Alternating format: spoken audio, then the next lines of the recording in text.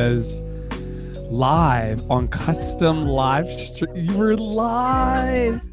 You better have a custom made situation. Listen, we're trying out here to have a custom something. Hey, Jerrica, how's it going? Ciao. I'm good. How are you? I'm doing well. It says we're live in all the places. I'm going to confirm right now that we are. All right, you Happy better Wednesday to update good. you, and happy Wednesday to everybody who is watching all over. Yep, we're live. We're live on Facebook. Wednesday. We're On live Facebook. on we're on Facebook. We're on YouTube. We're on Twitch. We're on Periscope and Twitter, and we're also I could see us your beautiful faces over on lovecityarts.org as well. Yeah. Beautiful. How you doing, friend? I'm great, friend. How are you?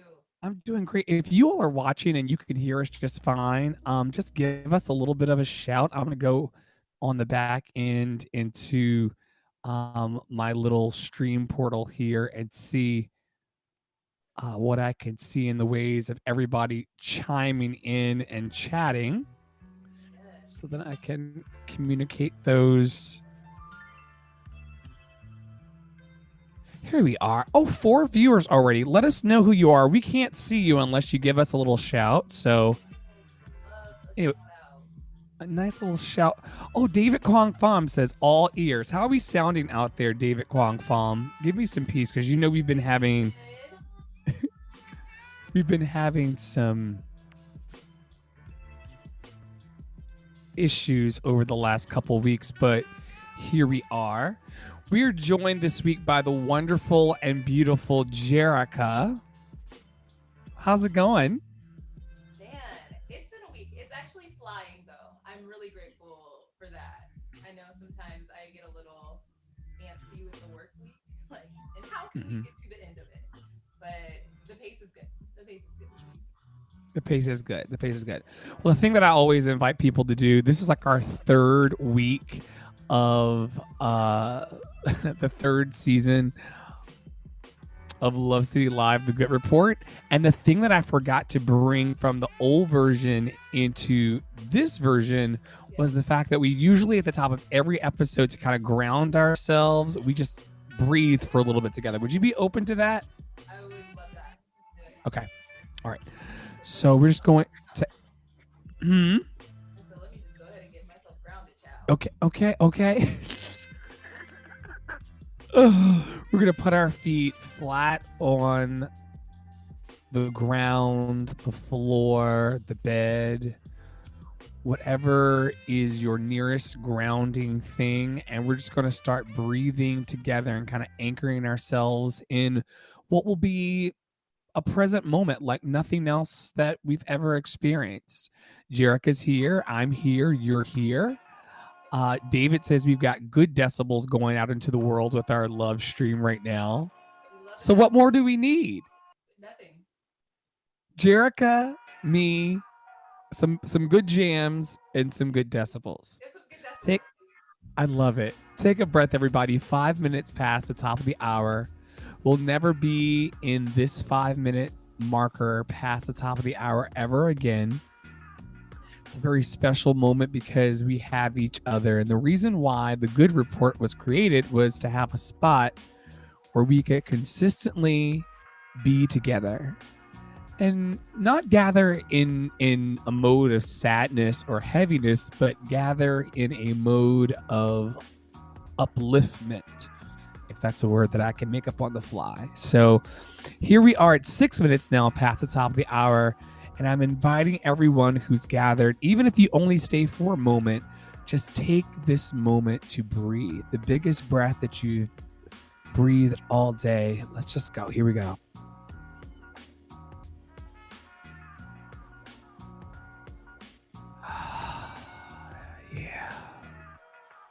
And in some traditions, they say that right there was the meditation. That was the moment of clarity right there, that one breath that we took.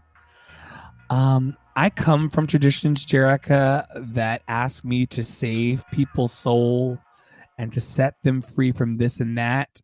And I want folks to know that this next hour and a half ain't got shit to do with that. Period. Period. It's a new opportunity for us. Yeah.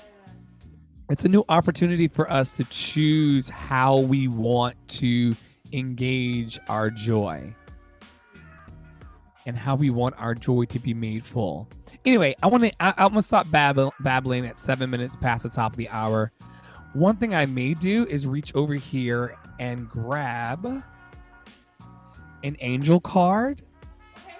Yeah. that will lead my first question about you and for you. Beautiful. And so we're leaving on a midnight train to Georgia.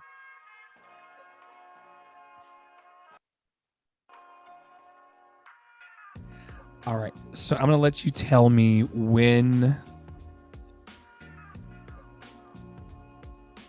to stop.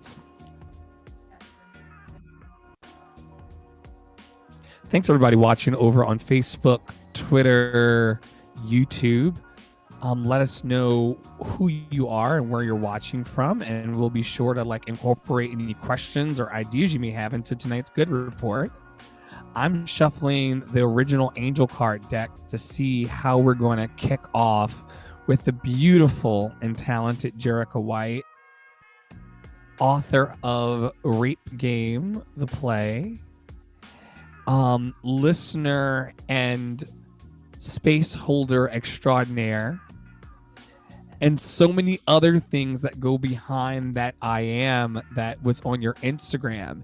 Even the picture that I put up today for promo, even that has a story in it that so many people have been intrigued to hear. Yeah. Just let me know when. Win. Go ahead. Ooh, okay.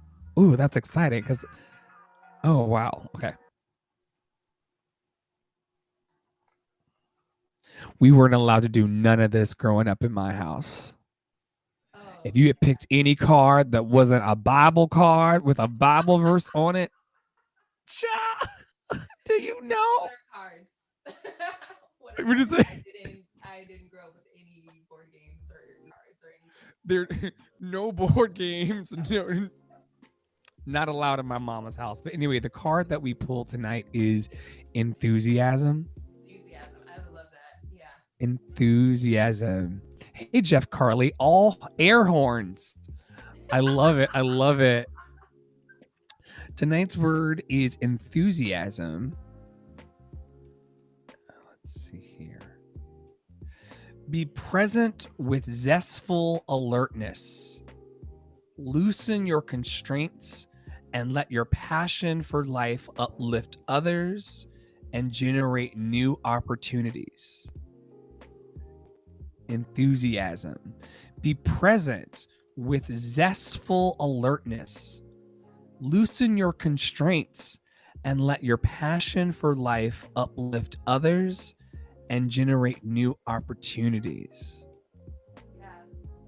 Wow. Do you want to riff for a little bit as we open about what enthusiasm means to you, Jerrica? Yeah. I think enthusiasm, my favorite part of that was uplift others. Mm-hmm. And I know on my own just journey to wholeness, journey to freedom, it's been quite easy for me to uplift others. And I think the real work is what it looks like to uplift yourself. Mm-hmm. And I love again that the word is enthusiasm. And I've been pondering a lot on what does it mean to be enthusiastic about my day to day? What does it mean to be enthusiastic about my purpose, the things that I like to do, the things that I want to do? So I'm touched that that's the word. I think Mm-hmm. it's so beautiful, and that's so exactly where I am in life right now. I love it. I can tell that you bring an enthusiasm to everything that you touch and everything that you want to engage. Tell me about your playwriting, because I mean, we're here. The way that I envision this, everyone who's watching right now over on Facebook and YouTube, hey Jeff, hey David, good to see y'all tonight. We're all just gathered around this well. in the center of Love City, and we're just chatting about life. We're chatting about enthusiasm. We're chatting about the things that make us come alive. We're chatting about the things that suck sometimes. The reason why you and I are connected and what brings us here is that I cast a large net for playwrights all over the world, and you were one of the ones that resonated. Tell everyone a little bit about your play and your playwriting and how that all brings us together. Sure. So the play that you're referring to is called Rape Game, and it is my personal story wrapped into a play of what it's like to deal with sexual assault and to move forward in dating and figuring out how to love, although there's this part of yourself that you don't know how to love or you don't know how to express yourself in. And I think my favorite part of it is also just dealing with, all right, this happened and this is an event that happened to me and that was part of my life, but also what is the lens in which I am thinking about that experience. So I have characters in there called Black Church, Black Twitter, Black Man, White Church, Spiritual Advisor, on top of the two main characters that the story is following. And those characters are really a representative of the main character's subconscious and people who made her who she is. And woo, I think something that I didn't realize when it came to me writing the play was how healing it was going to be for me and how much it was really going to expose to me about that event in my life. I've been sharing with close friends that I didn't even tell my family about this. As I was sexually assaulted in college, I didn't tell my family about it. I had to tell them because I was promoting the play and I didn't want anybody to get a screenshot like, sis, now what is this? So in writing the play, it's been the best gift that I could have given myself. And in turn, I hope that it's a gift that's well received as I give it to the world. And I guess to talk about like my process in playwriting and how I wrote that, I'll start with I am a poet. So I didn't really know how to approach playwriting. I've loved theater for a very long time. It's always been my favorite method of telling the story. There's nothing like being in a room with people, in the live aspect of that and breathing with the people who are on stage and the people who are sitting next to you and the people who are, behind the scenes and the people who are working at the concessions. There's nothing like that. So I've always been a huge fan. I moved to New York 5 years ago and was doing everything but writing, even though I came here to write. I guess when I first got here, I was doing theater reviews and writing about like the black theater scene here, which was incredible.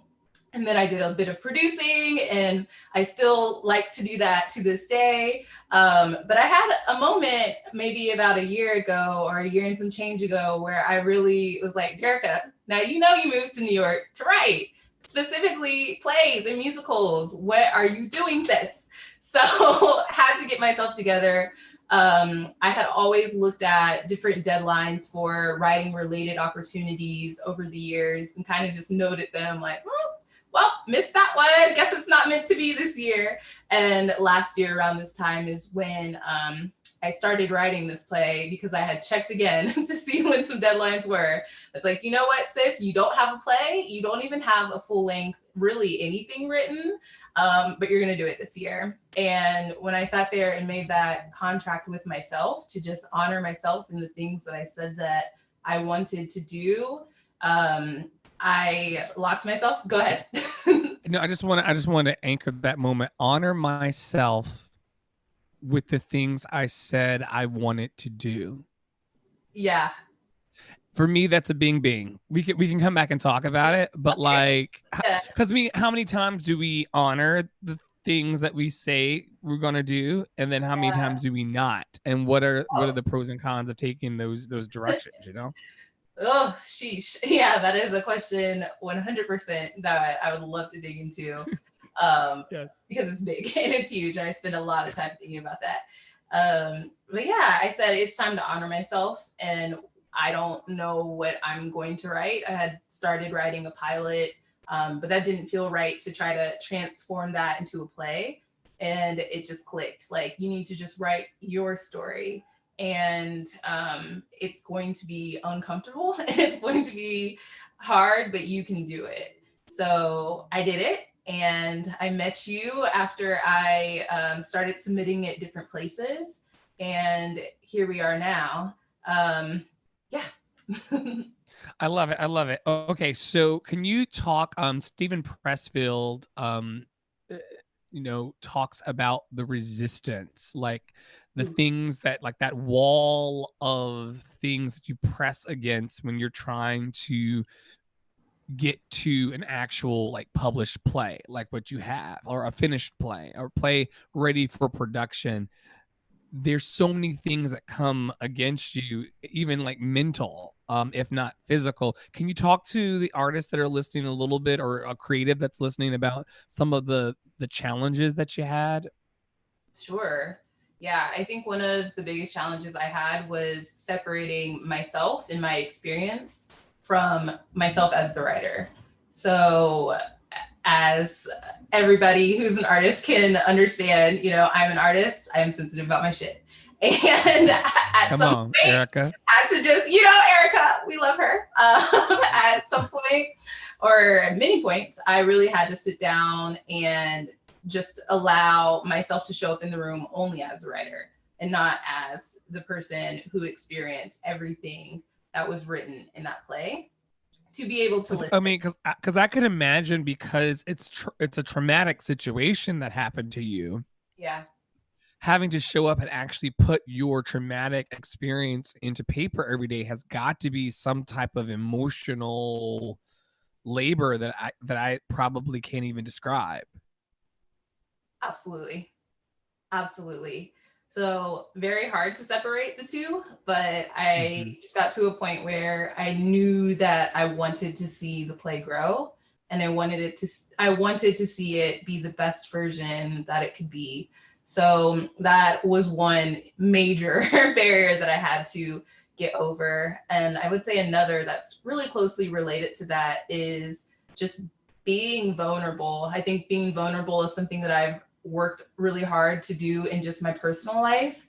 But when it comes to, okay, you wrote a play, however you would like to see it produced, that's a very collaborative process. So just being able to be in rooms with other writers or actors or friends that I would bring in different iterations of this workshopping process, and be able to answer the questions, whether it was the personal question or it was a question on, well, what did that mean, sis? Is that serving the story well? And not taking it personal, and understanding that everybody that's there has a beautiful point of view and there's something that I can learn from it, and to be okay with being in process.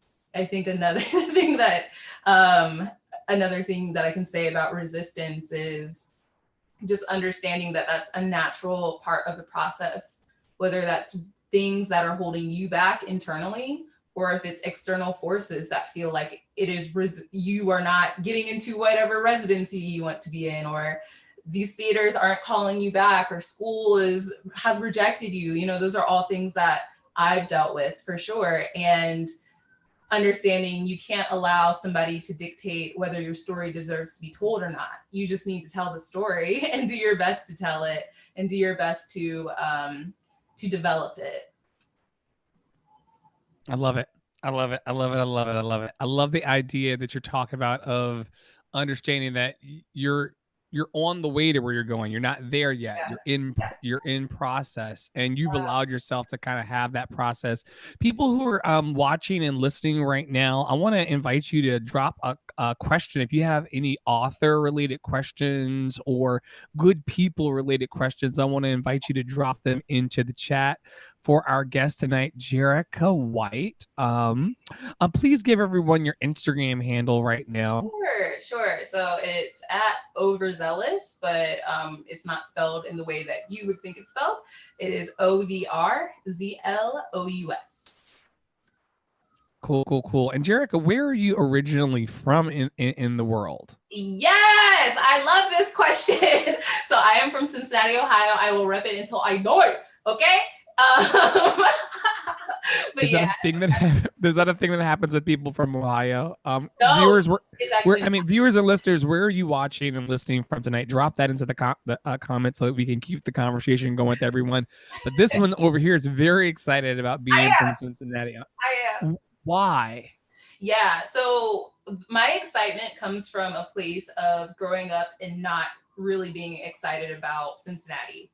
And I remember telling my parents one time and just being like, well, I don't understand why anybody would come visit here. Like, I don't know what's going on.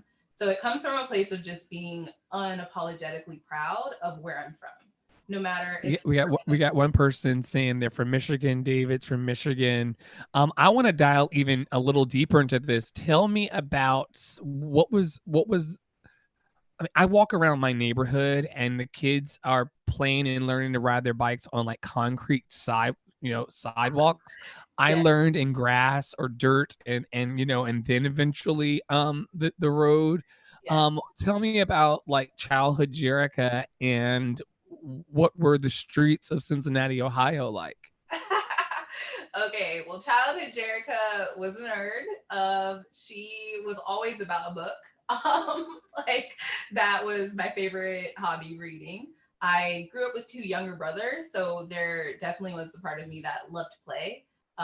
It started off as like, oh, we're gonna play video games, and went into, oh, okay, well, you play baseball and you swim, so I'm going to do those things with you at home in our backyard. So yeah, the streets of Cincinnati treated me well. I would say the library of Cincinnati treated me well, more so than Give it up for libraries, yes. Yes. I know we've got some other library kids. Kimberly Cousins Jones is on right now from Richmond, Virginia, which is my hometown, and I know that she's a nurse, and so she's been under the books and over the books. Wow, yeah. Thank you for all that you do. So where do you see your artistry moving, especially through this wild and crazy time called COVID? Like, because I mean, none of us saw this coming. Yeah. No one saw this coming. So how has, I guess, two parts, bit of a heavy question. How has COVID changed you? Is the first part. And then how has COVID changed your art? And then we have a question teed up right here that we'll come to. Thank you so much for watching. Kimberly, David, Jeff, and Stacia. Stacia has a question about good habits. And Stacia's also in DC. Thank you for watching from DC tonight. The Good Report. Yeah. It's fun, right? Okay, so how did COVID knock you around, or did it knock you around at all?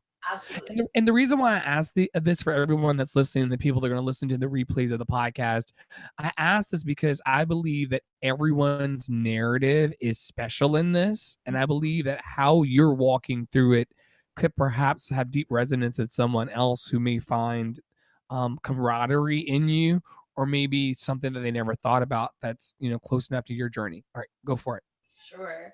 So COVID changed me, and then in the way where it made me focus on myself. Like I mentioned earlier, I love to be there for everybody, and Jerrica will be right on the bottom of that list. So I had no choice but to sit down, listen, and center myself. I dealt with a lot of disappointment in COVID. Right, I guess when things started shutting down, I remember posting something like 12 days until rape game.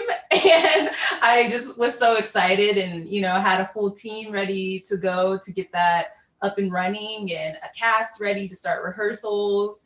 And I was just really ready to do that project. And I think the blessing in seeing it be paused, postponed, and all of the things is that I really got to sit with it in a way that was really personal to me. So all of the themes that are in it, like the intersection of faith and how you feel about sex, or just the fact that I was dealing with okay, wait a second, you've never really fully unpacked your experience with sexual assault. I tie the play a lot to just healing and emotional wellness. And I what really had to sit here and say, well, where are you at with all of these things? You can speak really well to like the influences in your life, and you can speak really well to, you know, the snapshot of your life that you're showing in this play, but where are you at currently? And I thank God for therapy because my therapist and I, Dana, shout out to you. We had many conversations that I don't think I would have been able to process if I was directing in the middle of rehearsal, trying to be present and enjoying like, oh, a draft of my play is, you know, living its best life or whatever. It made me focus on myself in a way where I'm really proud, because I know that the play itself is heavy, and everything that I want to do around the play, I want other people to achieve freedom, and I can't help other people achieve freedom and unlock themselves to be free if I'm not free. So I took the time to make sure that I'm free, and you know, in this season. Can we talk briefly about, and Stacia, I see your question. I promise you I'll come back to it. But you just surfaced two things that I think are really, really powerful. The concept of emotional wellness. Yeah. And then you said pretty much like you use that amongst other things as a pathway to freedom. Can we stay there for a couple of seconds? Yeah. Because I know that there are a lot of people right now, myself included, that are going through that push and pull of what it means to be, you know, some days like on Monday, Wednesdays, and Fridays, I feel very heels are alive at the sound of music, kind of free. Yeah. And then on Tuesday, Thursdays, and Saturdays, sometimes I feel very, very like trapped inside myself and inside this thing we call COVID. Yeah. And I think it's important to acknowledge that those things sometimes exist like in parallel, like inside ourselves. And I don't know if anybody else can also resonate with this. Stacia says, "Love them books." You know,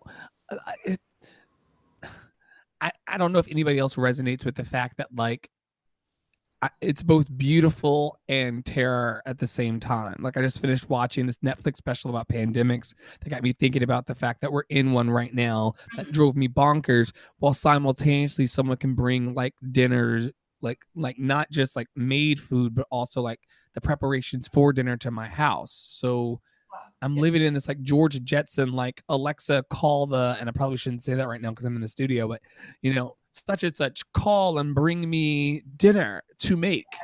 Yeah. And it just 2 hours later just comes to the front door. That's like a privilege and like some like other world shit, right? Yeah. While we're also scared about the survival of us. Yes. Us as, you know, a whole, and us specifically as Black men and women. Yeah, it's I think that's one of the most beautiful things about life. That's the thing that makes it bearable, is that you may have something that brings you incredible joy, at the same time something that is extremely hard. And those things go hand in hand, and they go in balance. And of course, there are seasons when everything is great, and there are seasons when everything is shit, you know? But I think that's why community is so important, because you come across different people who are on maybe a similar path as you, or a completely different path, but we need other people to be able to buoy us up and be able to relate and tell you, you know, your feelings are valid and your experience is valid. And yes, I'm going through this too. Yes, I'm experiencing this as well. And be able to uplift. Stacia says energy seasons. Can you talk about what the term energy seasons means to you? To me? Yes, to you. I am not familiar with the term energy seasons, but I would love to know. Stacia, what do you mean when you say energy seasons? Feel free to drop that into the chat. But if she has a very specific definition. I was gonna put you out on the edge and just say, like, if you heard the term energy seasons, Yeah. what would it mean to you? It would mean to me that your energy might be different in different seasons based on what is going on in that season. And that's totally fair. My energy is, thank God I know how to get it to where I want it to be. But realistically, it can be in many different places in a day. So I think that for me, it's really important to understand, well, what can I do to get me back to that place of being grounded? And to me, that's meditation, that's prayer, that's checking in with good friends, that's making sure I ate today, which I don't know what to do. Station made it up as well. Station made it up. And I'm here for it, okay? I've been thinking about energy changes as like seasons. Yes. Yes. Yeah. It's something important. And I mean, I guess the way we can kind of spin this for something good is that, I mean, being mindful of where you are in your energetic season is important. Like, I try to not shit on people when I'm having like a really, really bad day. If you've not heard from me in 3 or 4 days, sometimes it's because I've kind of like sunk into myself and I'm just not spreading my greed, hatred, anger, and delusion out into the whole world. I'm kind of just letting it be. And the Buddha cautions us very, very clearly about kind of making sure that you have good speech, good thought, and good action. And sometimes I'm not talking to the people that are closest to me because I'm trying not to be a bitch. Like if all I got is shit to say about another human being who's lovable and deserves love like I do, maybe I shouldn't be so gossipy with the people that love me that I automatically know are going to take my side. Yeah. Maybe I could just keep that to myself to not create more tension and emotional violence in the world. Stacia says the metaphor reminds me that emotions aren't facts and change in patterns. Some days feel like emotional winter and others feel like emotional spring. What would you say to that? Yeah. I mean, it's good to be able to chart those things and understand, ooh, this feels like summer, this feels like spring, but what season is it actually? And be able to get yourself back to that place of like, all right, my feelings may be saying one thing, but I can just as easily dismantle that thought to get me to a place where I am okay no matter what. And I'm not sitting here to say that in a way where it's like, oh, it's just that easy. But it's a practice. Like wholeness and wellness is a practice. And I love to say practice because it reminds me that it's okay if I'm not able to get myself back centered quickly today. It's okay. It's okay if it's okay if I am not able to get myself back centered today. It's okay. Yeah, it is. It's okay. Yeah. It's okay. Sometimes it's important to just remind ourselves that we're all doing the very best that we can. Yeah. A lot of us aspire to do a little better, today than we did yesterday, but at the end of the day, like, especially if you're a person who's trying to put good in the world and just do good in the world and share stories for the purpose of giving freedom to people, if you're that kind of person, it would serve you to just be gentle. Absolutely. Because life is already so cruel in so many ways. We To pivot just for a moment, Jerrica, with your permission, Yeah. there are people in detention centers at our borders who are having coerced, forced surgeries on their body temple. Yeah. Yeah. Brown people. Heartbreaking. Yeah. Say that again. I said, and that is heartbreaking. Absolutely heartbreaking. And I think that it's one of those things where we ground ourselves so that we can actually look those things right in the face. Coming full circle, like we don't hold these emotional grounded moments just to be at peace within ourselves as the whole world like goes to shit. Yeah. we use those moments, if Stacey's calling it an emotional winter, how do we use, those cold sensations to kind of wake us up to the fact that, like, hey, there's more work to be done. I'm Absolutely. making sense, or am I off in the bushes? Y'all can let me know in the comments. Jerrica, please pull me back from the fire if I go too far to the edge. But I'm trying to really figure out what happens when we, you're saying that, like, we don't take this for granted. Like, we've come through the battle to be able to sit in peace. Like, when I'm sitting in Om Namaste, Om Shanti Om, Yeah. that's with like my eyeball hanging down here some days, the battle scars can be very real, but once we get there, what do you think all of this emotional wellness and freedom compels us to do? Yeah, I think one thing I am constantly reminding myself is that we are better together. So I think kind of what you're saying, or what I'm hearing from you is, how do we live past ourselves? How do we take the freedom that we work so hard for and push that up into the collective?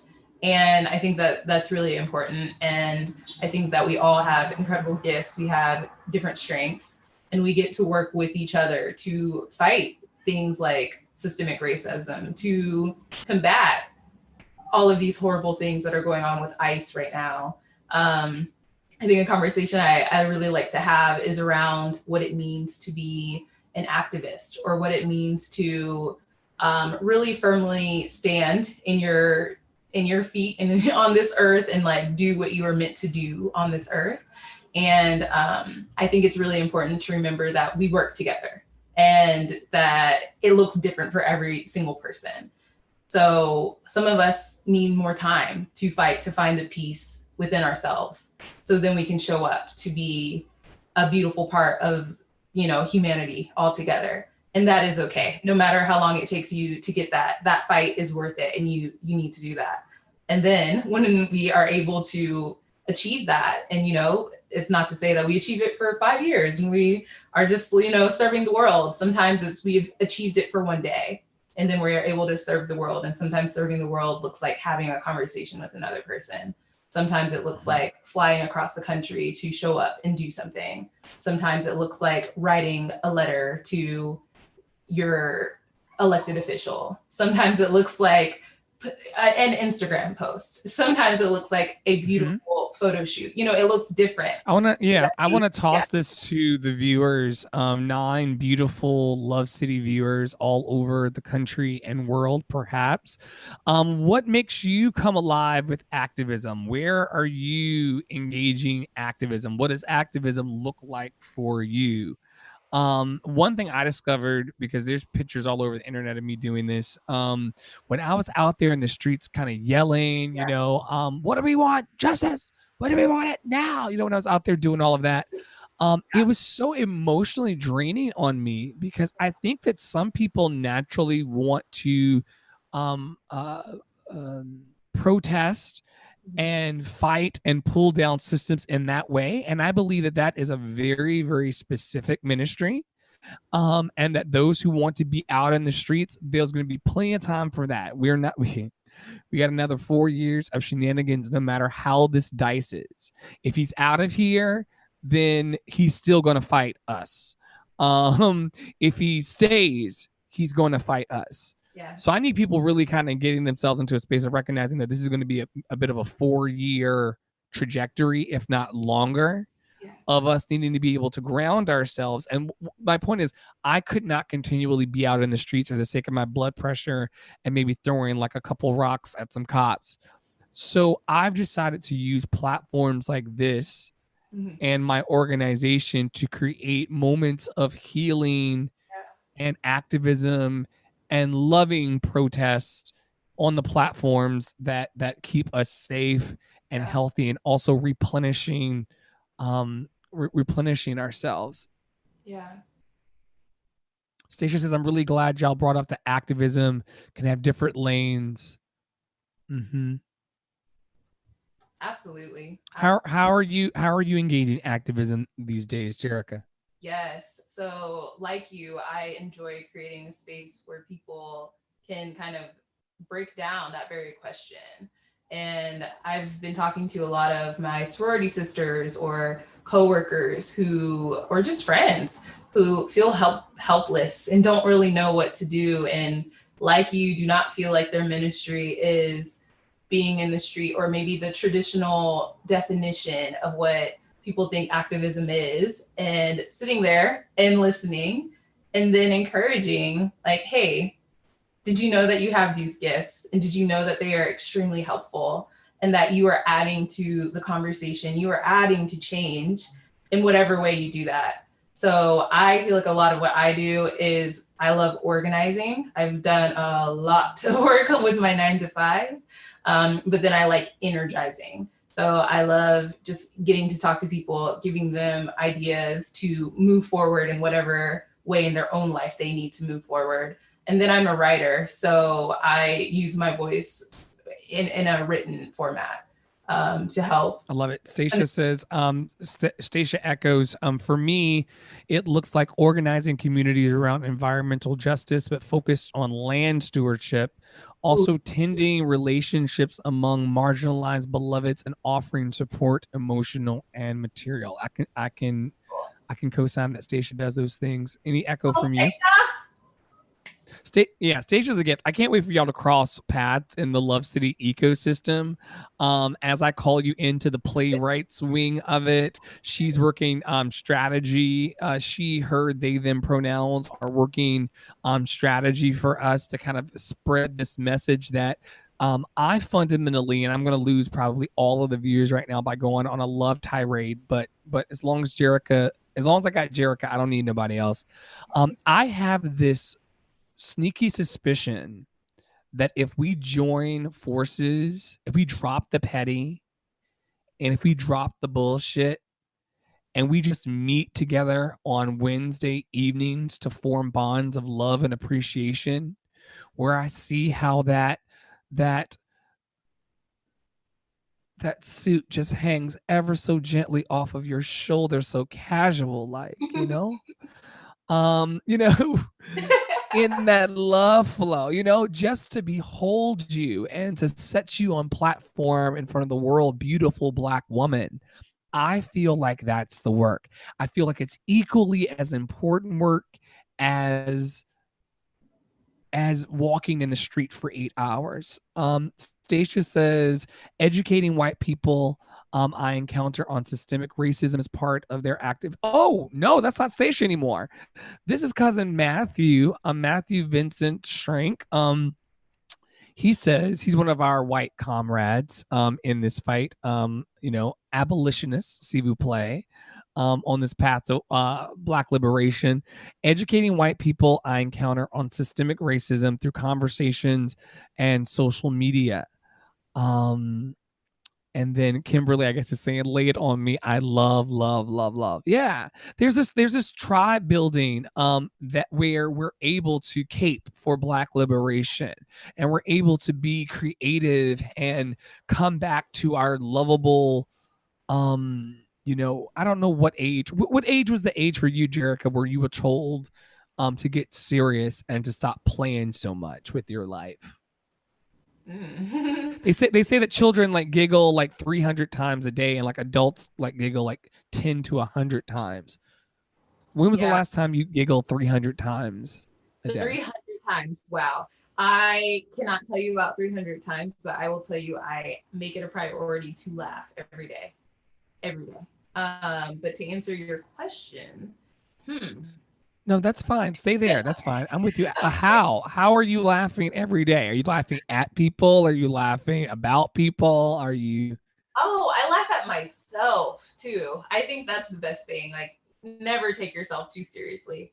And that's something I've had to like break free from. I'm an oldest child, and I don't think it was ever told to me that I had to be serious. Me too. But it definitely happened probably a lot earlier than it should have. So how many younger siblings, Jerrica? I have two younger siblings. Me too. We've connected about this before, the 2 younger siblings. Maybe it's not something that's communicated. Maybe you just or maybe, you see this baby come behind you and you're like, oh, now we caretake as a family. And you kind of, any other only children listening or watching tonight out there? Or if you're not an only child, let me know what your birth order is so I can make fun of you. You forgotten middle children and you sniveling youngest children. You spoiled brats, you. How about that for I just throw grenades sometimes. I just throw grenades on purpose. There is a place for everybody in the family. I think it's probably cool. But you were asked, how do I laugh outside of laughing at myself? Yeah, I mean, she loves a meme. She loves a video. I personally am obsessed with Not Carlton Banks. He has a very specific church humor that I just understand very well. Love him. Love him. He got into trouble. He got into trouble recently for that video depicting the person in the congregation that was meant. You know what? And I knew he was going to. Like, well, we knew. I mean, comedians kind of step on that line. For those of you who are listening in replay, and for those of you watching live, we're talking about a comedian called Not Carlton Banks. You can find him, I believe those are his pronouns, on anything on social media, and he has these little skits that he does that are different tropes and archetypes of people who are classically found in the African American Black church. Hilarious. Like, I am weak every day. I love Lily. Bun, Sis Bun is my favorite though. Yes, I love it. I've not tracked the characters. I know they all have distinct, like, I know Bun has a bun. I know that they all have, like, whenever I watch it in passing, I'm always like doubled over because I have a friend group that just leaves memes and moments of Black joy on my doorstep all the time. We actually should start that. We should start like a group chat. Well, I'll probably mute it, but we should start like something that's like a dedicated space for Black joy. Beautiful. Is there something, like, y'all let me know in the comments if there's a space that's dedicated to Black memes and Black joy that I'm just not finding. Maybe that's what Black Twitter is. Matt Vincent Strength says, I'm the youngest of two. Kimberly Cousins Jones says eldest. Stacia says oldest. Kimberly says, only girl. I'm the matriarch. So the oldest and the only girl, which kind of, I think we discredit how these birth orders, like the way we're socialized, has a lot to do with who we are in the world and a lot of our pain points out in the world. Yeah, absolutely.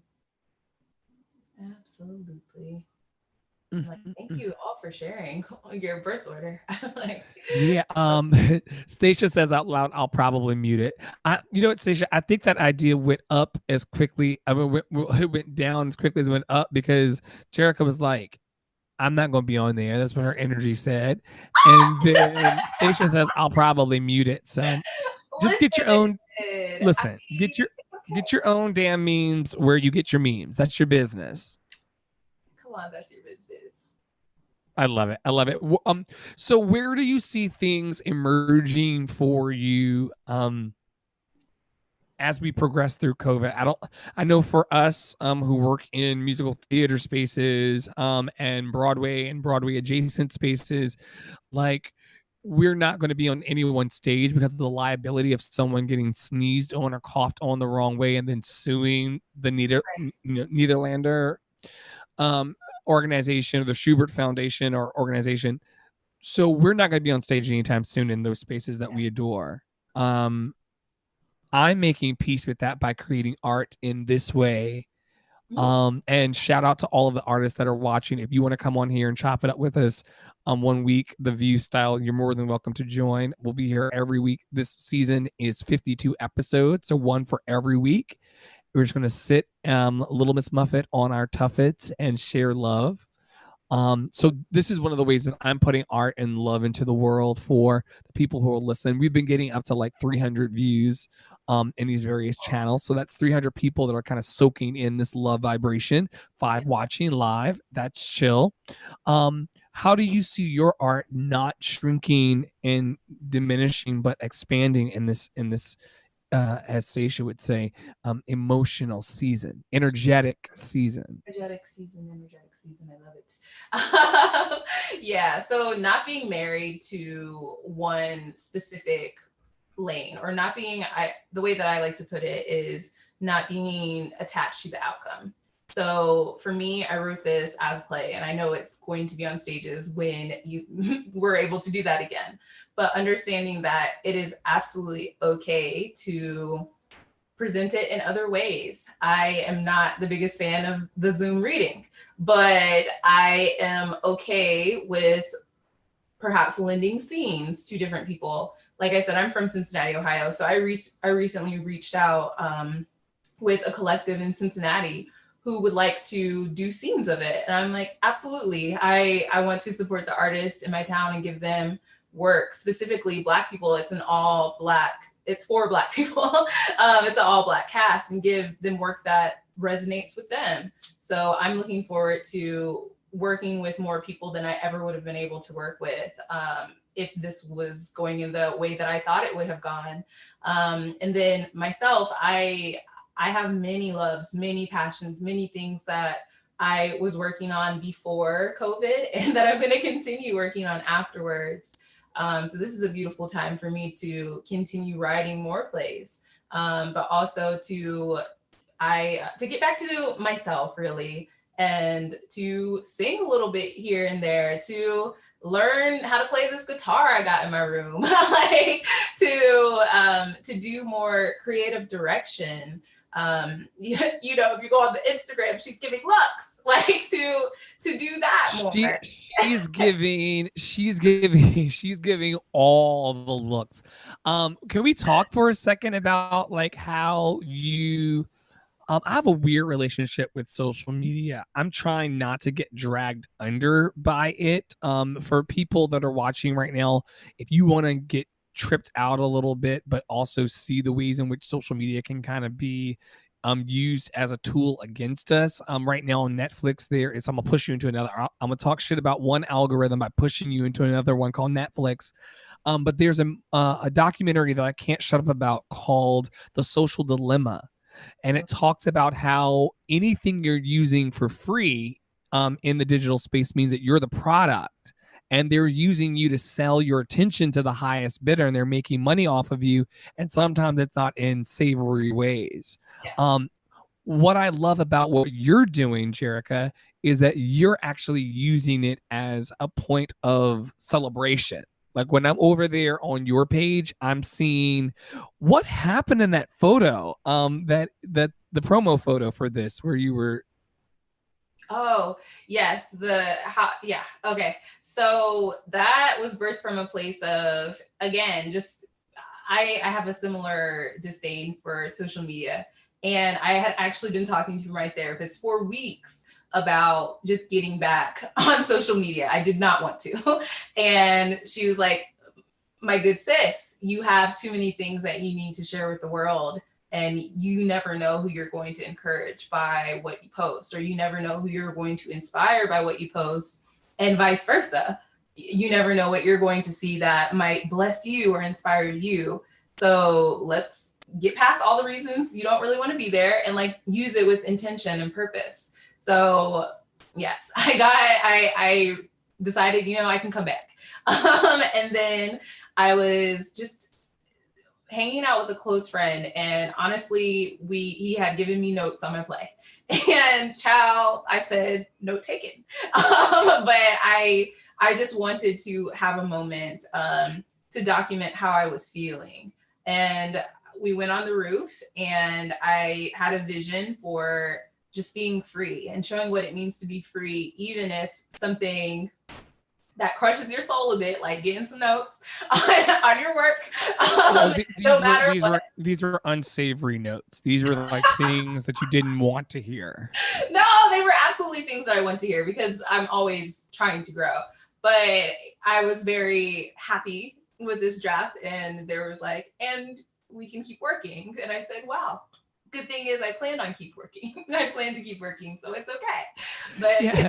still, Lucky for you. Lucky for you. I'm not a lucky for quitter. you, I will actually be working on it for the next 8 weeks. But Lucky for you.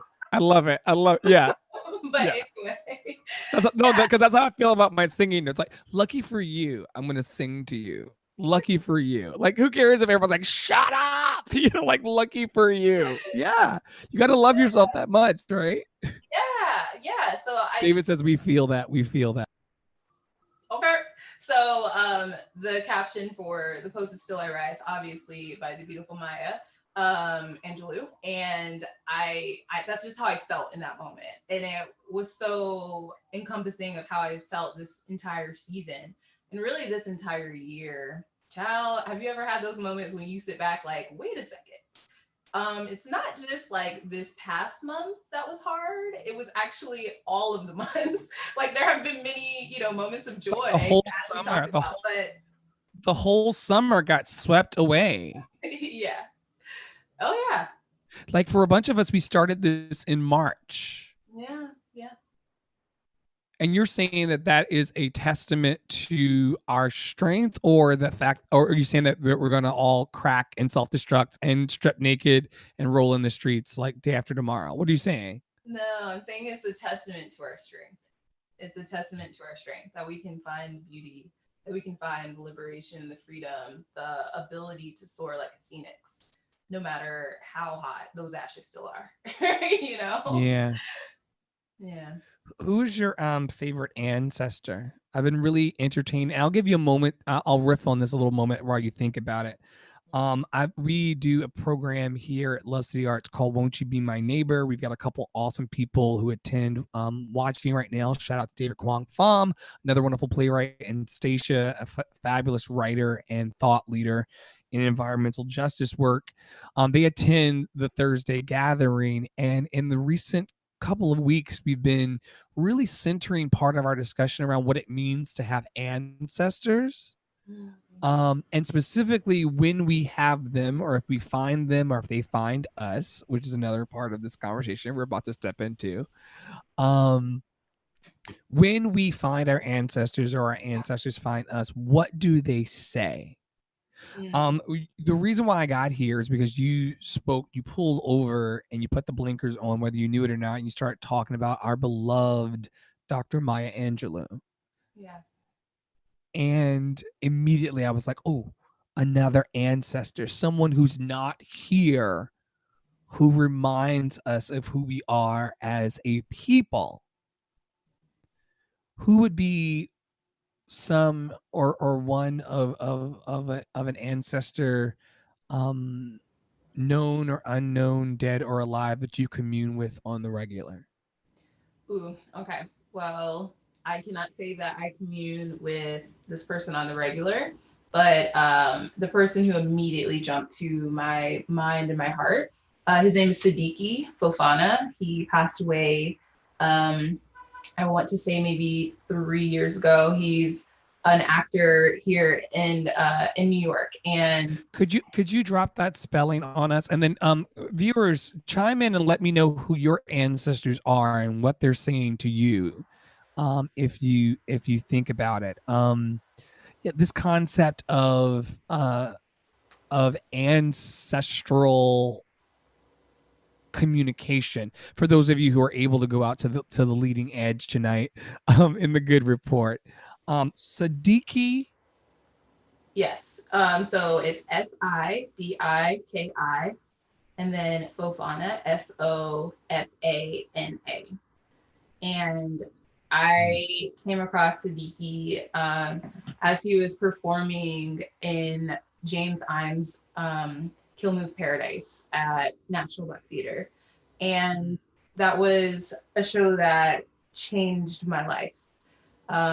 It's my favorite show that I've ever seen at National Black Theater, which is a magical, beautiful place. I love them. But that show changed my life. And at the time I was writing for a publication called Broadway Black. So I was there to review the show. And I was just so struck by his performance in it. And maybe a couple months later, I saw a lot of different Facebook posts going around and a couple of email chains talking about how he was sick and asking, can you donate and pray for him? And he ended up passing. And when he passed, I remember there were just beautiful videos put up of just like candid interviews, or maybe a project that he was working on where he was just talking about his inspirations and why he chose to be an artist and specifically an actor.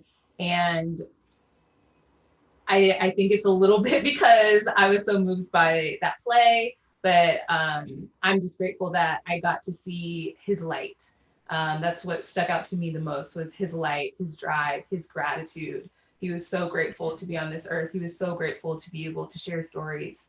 And I feel the same way. I'm very grateful to be able to share stories and to give people the space to share stories. So when I feel like I am being intentional and wanting to interact with his energy or just even think about him, um, what I hear or what I feel in my spirit is to always be grateful for the opportunity that you have. Kind of tying into like social media and what we were talking about earlier, I really felt in my spirit like I was wanting, or I was really anxious about like, okay, I feel like I want to have a great platform to be able to share these stories. And I just heard you are the platform. You already have the platform. You are the person who builds the platform. So yeah, I You're the always person just who hear builds be the grateful. platform. Yeah, Mm-hmm. be Mm-hmm. grateful. Can we For take a moment with our viewers and those who will be listening a little later and just settle into a moment of unapologetic gratitude?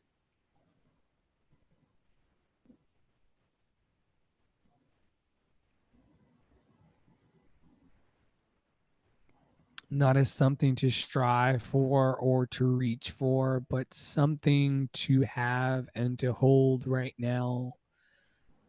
Jerrica is telling us that to be grateful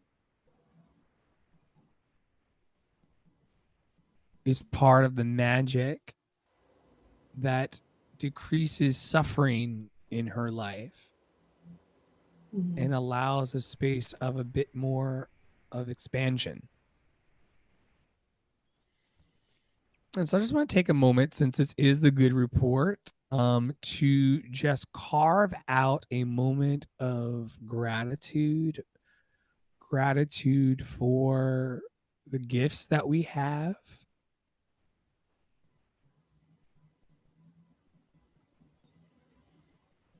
And maybe the gifts are too big tonight.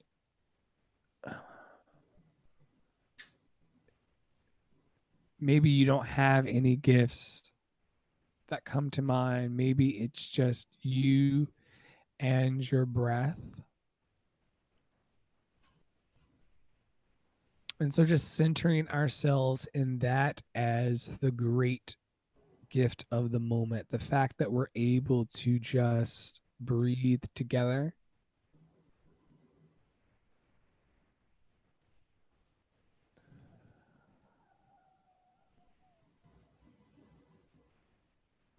In this little space that we set aside. Oh man, we got 24 hours in the day. And so we are now setting aside just a minute or two, in not a weird way or a woo woo kind of way, but just carving out a few seconds in time to be grateful.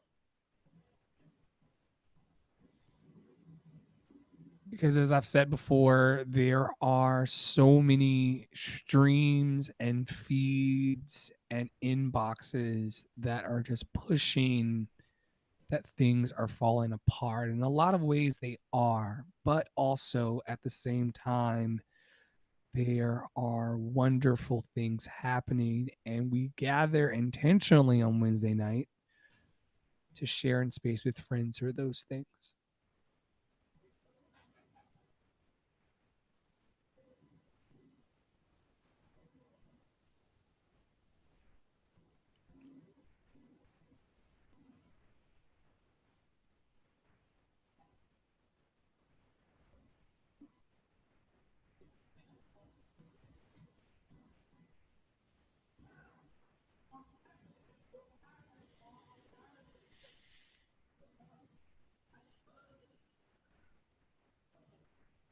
The idea that because we have the tools, we have the capacity to incite change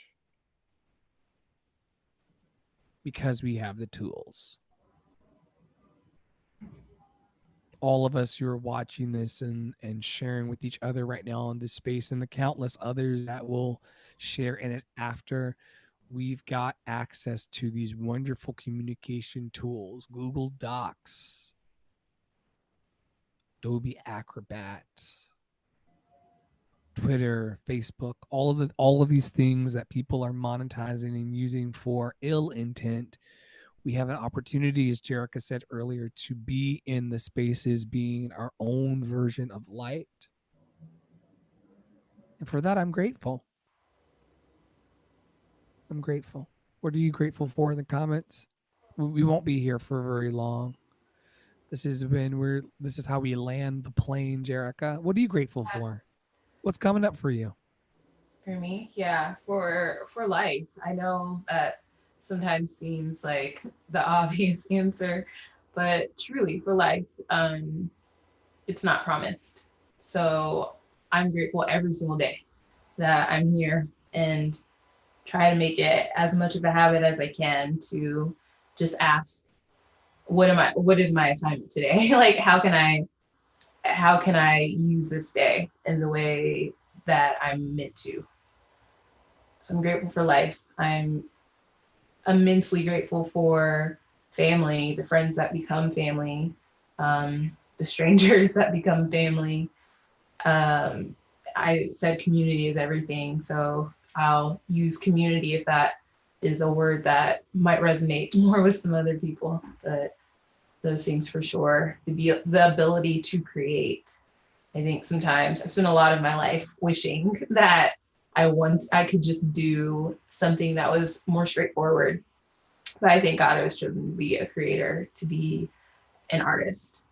Yeah. And to bring healing into the world through that. Yeah. Well, I want to thank you for being on the Good Report tonight. I, Absolutely. Thank you I, for having me. I think you're wonderful. We're gonna breathe together, do one more round of breathing on our way out of here. Just to anchor our week. I want to thank everybody who's been watching for the last hour or so.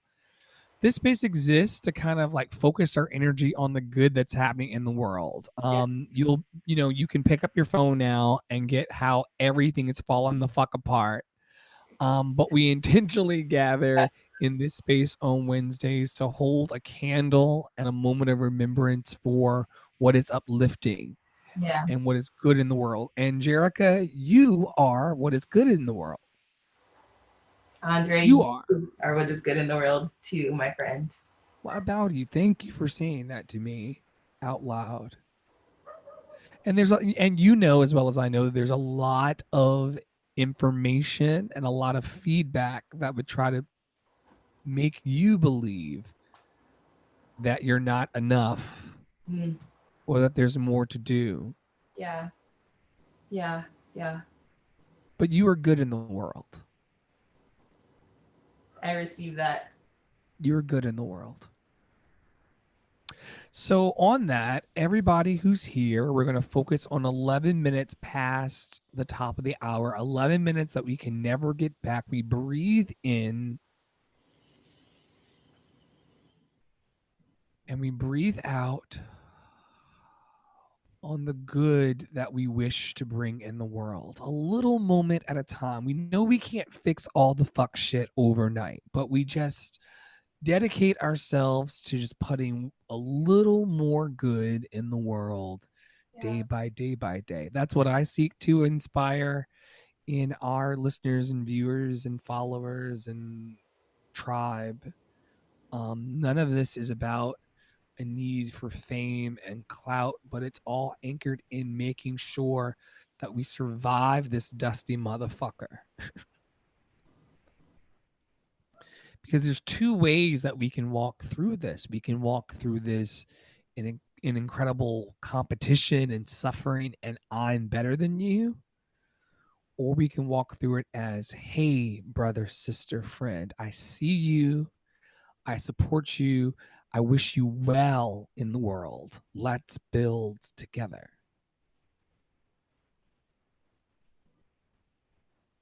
The last thing that I want to share, and then I'll let everyone go, is that I think it's important that we take a responsibility for calling out bad behavior when we see it. And we all have opportunities in our lives to call a thing a thing. Yeah. And I think it's going to be very healing as we walk forward over the next weeks, months, years through all of this. It's very important that people who are good, like everyone who's watching now and that'll listen later, and like yourself, Jerrica, it's important that when we see things like what's happening at the ICE detention centers, the illegal detention centers, and when we see the bloodshed of Black and brown bodies, that we don't just turn away and that we say this is evil.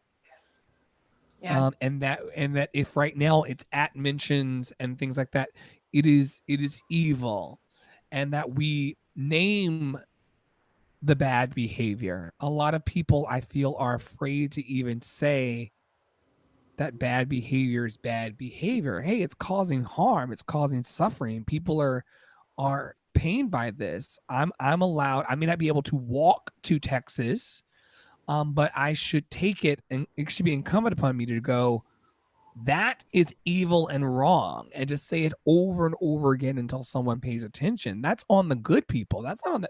We can't be waiting on the bad people to say that. I feel like that's on us, right? Yeah. I love that challenge and really call to action. Yeah. So that is the call to action for this week until we meet again next week. I think next week we have Jess Grippo and Jillian coming from You Can Dance Again is Jess Grippo. And then Jillian's part of Minder and Music. We've had lots of beautiful, divine, feminine energy come through here. Most of our viewership and listenership with Love City Arts is mostly ladies or people who identify as women, with a couple bold, compassionate, courageous men in the mix to hold down that masculine energy. But because of that, we have a lot of wonderful. I think you're like the first Black girl magic that we've had. Speaks in tongues in silence. Yes. I thank you for your tongues in silence and your tongues in word. You're a gift to the world. Everybody know that I'll be putting Jerrica's contact information, both the .com. Share your contact information with everyone who may want to follow you and see this kick-ass Instagram layout. Oh, you are too kind. Don't judge too harshly. I am ranging, but at Overzealous, OVRZLOUS, or overzealous.com, same spelling, or you can email me directly, Jerrica, JERRICA, at Overzealous, OVRZLOUS.com. And I think we alluded to this before, but I am doing this thing where I'm holding space for people to have conversations with me about really anything under the sun. I'm looking at it as kind of either an alternative or introduction to what a therapy session might look like for you. I'm trying to decide if therapy or going down a path of becoming a licensed therapist is something that I am interested in. So if you'd like to sign up for a heart-to-heart, is what I am calling them, either DM me on my Instagram, or you can email me directly. Yeah. And we'll make sure all of your contact information gets on lovecityarts.org. And also, those of you who are watching right now, the moment that we tune off here, you'll see at Overzealous in our show notes for the evening. Jerrica, you are a gift to this world by an extension of the fact that you're here and that you said yes to us. Thank you for my internet, I think, is acting a little crazy, but if by any chance you can hear me, thank you so much, Andre. You are a gift to the world, and thank you for all that you do with Love City Arts. Thank you, my friend. It was frozen on you in the most beautiful of ways. We love to see it. Just a snapshot of your wonderful soul. Thank you so much for being here. And thank you for creating